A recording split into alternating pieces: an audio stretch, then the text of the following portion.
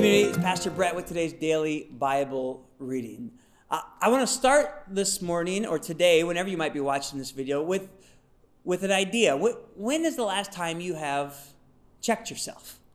The last time that you have put yourself to the test, that you have been critical maybe of your own approach, if you've been thoughtful of what you've brought to the dialogue, the discussion, the table. I know for me, one of the things that God is doing in my heart is helping me see that sometimes the way I think about other people in my workplace or in my family, the measure that I measure them with isn't always the measure that I want to be measured with. You know what I mean? If somebody comes in late to a meeting, I usually just assume the worst about their motives, about how they don't respect our time or maybe aren't taking the work seriously enough. When a family member is short or rude, I'm jumping to the worst conclusion rather than just thinking they had a rough day or maybe they need a little grace. I assume, well, they're disrespectful. The kids need to be put in their place. And God has been bringing to my heart that sometimes I'm judging others with a more harsh measure, a more harsh criticism than I would ever not only want for myself, but even give myself as I look at my own heart. You see, I take it really easy on myself. I know the context that made me upset. That kind of seems like it justifies it to me. I know the hard day I've been having or the stress I'm carrying or the frustration I've had. And I cut myself a lot of grace. Well, there may be a time and a place for that, but I think we need to be a little careful when we measure ourselves by a different standard than we use to measure others. Let's look together at today's passage, Galatians 6. I think it will shine some light, a very bright light, in fact, on what it looks like to look within ourselves, to pause and to kind of take that moment of self-reflection and maybe even invite Christ into that heart, into that place in our heart, and ask Him what work He wants to do. Galatians chapter 6, verses 3 through 5. We read Paul writing to the church in Galatia. We read him writing this.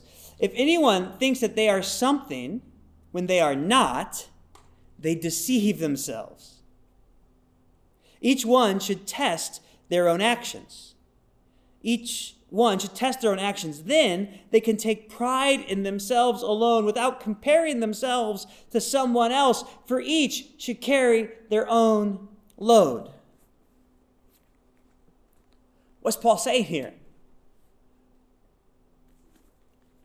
Don't compare yourself to others. Really, I think so often we find a way to feel good about ourselves by comparing maybe our best moments with someone else's worst moments. That's what social media is all about, right?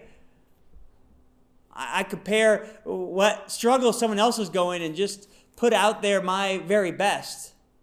The highlights of my week, the highlights of my family vacation. And it's a warped picture of reality. But what I think Paul is telling us is that is what often happens in our hearts. We have a warped sense of reality.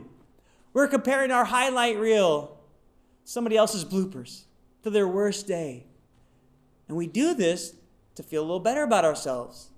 That's what Paul's saying here. We do it to look on ourselves more highly, to have some pride. Maybe to set ourselves apart in this world. So Paul says, look. Test your own actions. Take pride not by comparing yourself with others, for each one should carry his own load. What Paul is saying here is that we need to examine ourselves.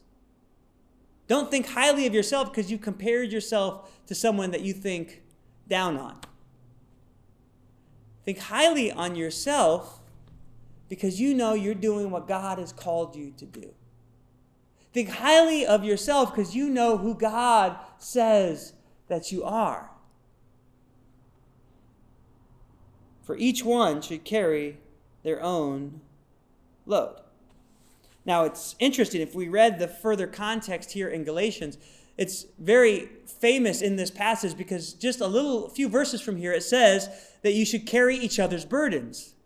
And you think, Paul, what do you mean? You're talking out both sides of your mouth. Do we carry each other's burdens or each one should carry their own load? And what Paul is really saying is, hold on, before you carry someone else's burdens, before you go out and you make any judgment on somebody else, or that you look more highly on yourself than you do someone else, like I'm coming down from on high to help you, I'm the rescuer, I'm the hero.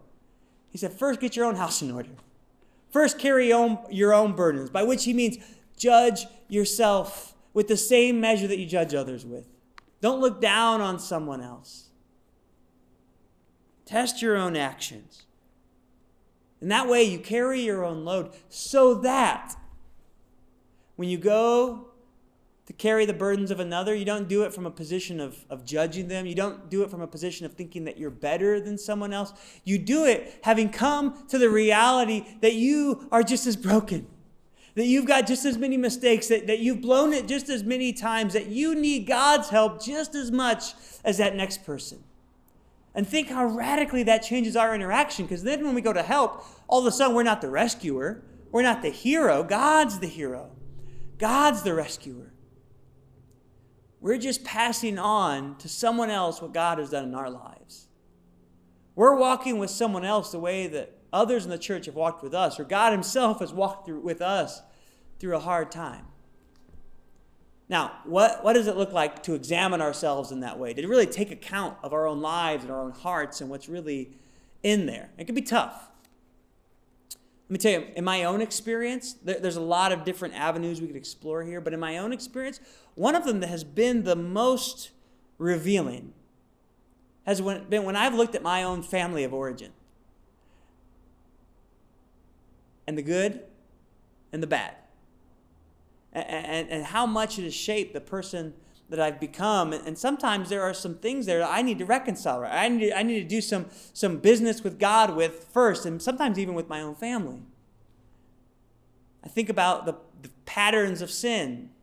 I think about the stories, the privilege that I've had and the blessings that I've had in my life.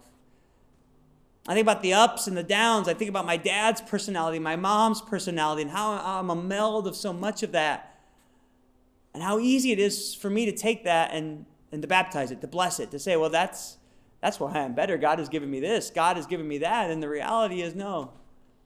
What I brought in from my family of origin, the struggles, the stories, make me just as broken, just as susceptible as anybody else. And I think a part of what Paul's word is here is we each have to be honest about that in our own lives. It's very easy to look at our story, to look at our family of origin and either not want to go there at all or just, so to speak, baptize it all, right? Make it all feel like this is exactly why I'm better than everyone else.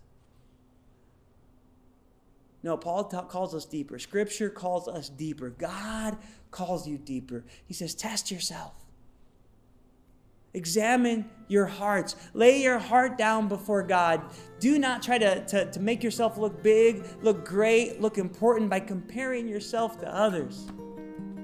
Instead, get real with God, and then you will be so overwhelmed by His grace, you will extend that grace to others. May we go today extending grace because we've experienced grace, and we've experienced grace because we've opened our heart to God. All right, God bless, community. Cannot wait to see you this weekend.